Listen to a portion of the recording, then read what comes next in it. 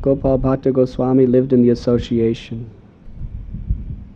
of the Vrindavan Gaudiya Vaishnavas for many long years.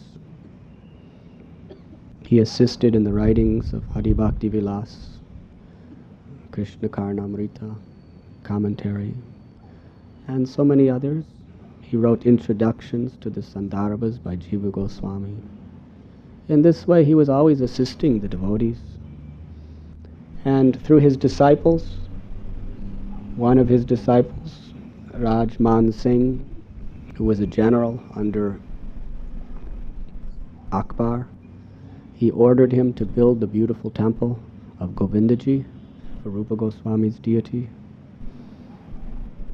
And he was just always immersed in assisting the other devotees in their wonderful services, assisting them in writing their books, assisting them in their deity worship, assisting them by building temples for them. And many years later, by the will of Lord Gaura Sundar, one of his eternal associates appeared in this world and came to Vrindavan. His name was Srinivas Acharya. And Rupa Sanatan appeared to him, and Lord Chaitanya also appeared to him and told him that you should take initiation from Gopal Bhatt Goswami, and you should study Bhagavat from Jiva Goswami. So he went to Vrindavan, he went to the Govindaji temple, and there he met Jiva Goswami. And Jiva Goswami brought him to the Radha Raman temple, and there he found his guru, Srila Gopal Bhatt Goswami, and he surrendered to his lotus feet. And the first thing Gopal Bhatt Goswami did is he brought him before the beautiful deity of Sri Radha Raman and offered his disciples' life to the deity. This is the principle of the humility of Vaishnavas.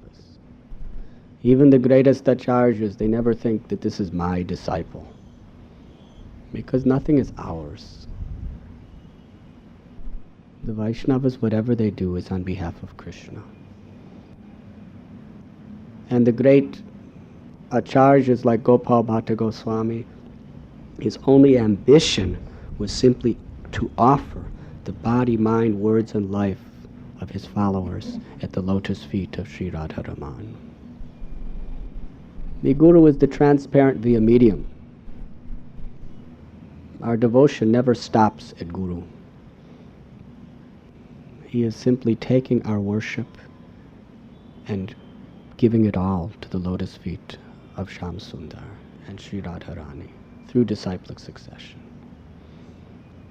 So Gopal Bhatt Goswami brought Srinivas Acharya and said, Radha Raman, he's yours. Unconditionally, he's yours. And I will take care of him. I will train him.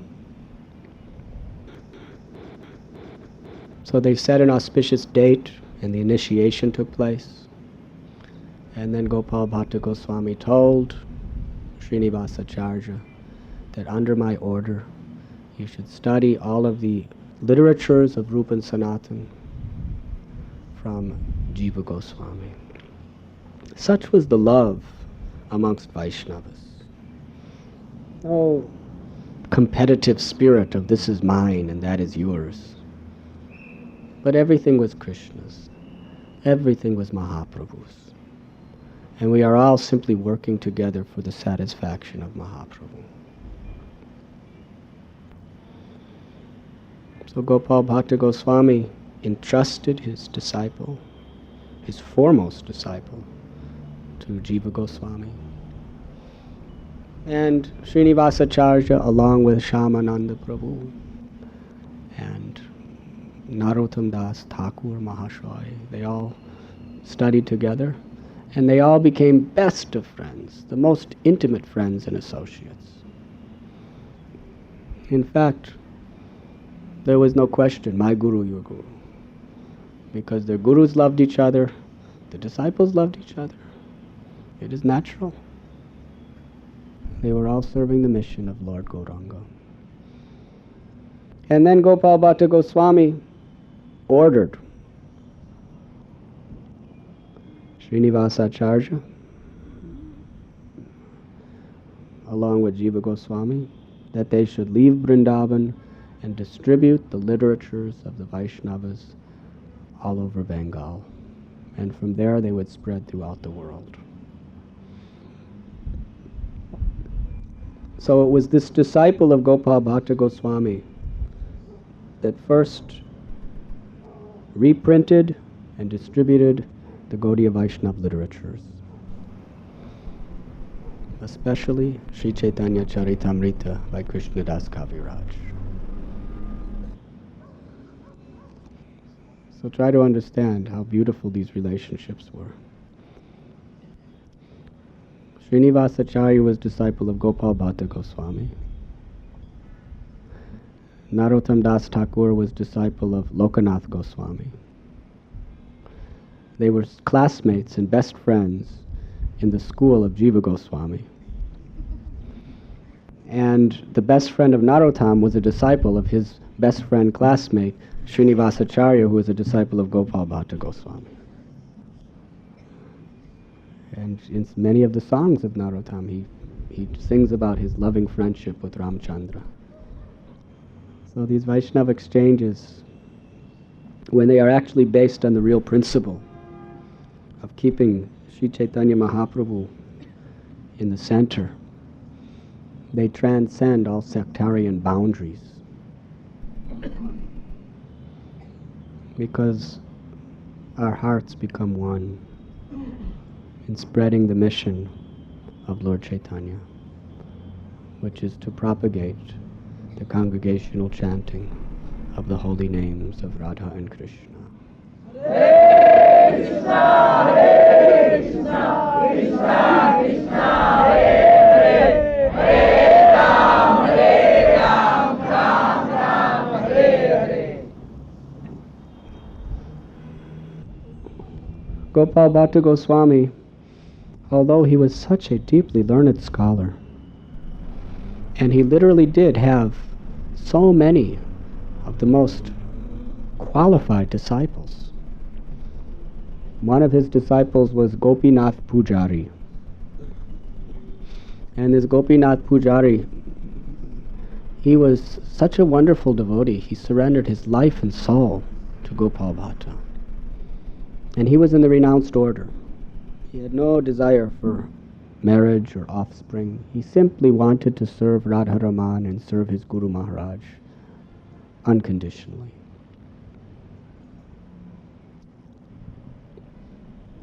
Gopal Bhatt Goswami had a plan that in order to preserve the sanctity and dignity of the deity worship, he wanted a line of the descendants of his disciples to preserve that worship over the centuries. So Gopinath Pujari had no intention to marry, nor did he have any intention to tell him to have an intention to marry. So the younger brother of Gopinath Pujari, whose name was Damodar Das, was also initiated by Gopal Bhatt Goswami.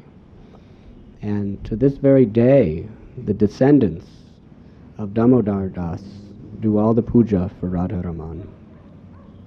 And Gopal Bhatt Goswami, he was such a simple, humble devotee, but he was such a mastermind that he organized the rules and regulations of how the deity would be worshipped and how everything would happen.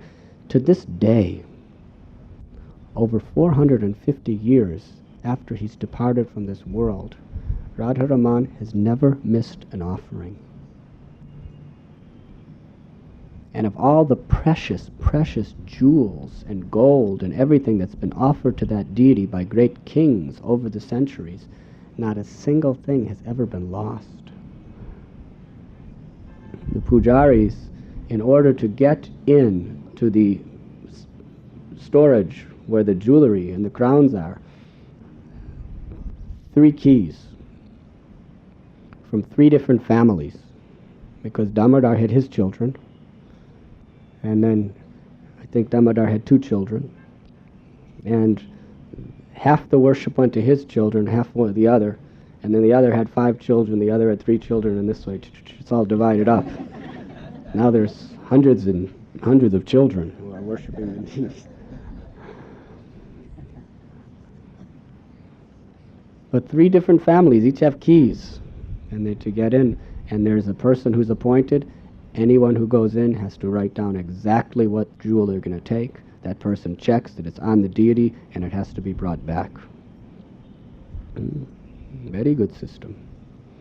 And Srila Prabhupada told us that in all of Vrindavan, the Radha Raman temple has the best, the most devotional worship of the deity. You were listening to Radhanath Swami on devotionalnectar.com.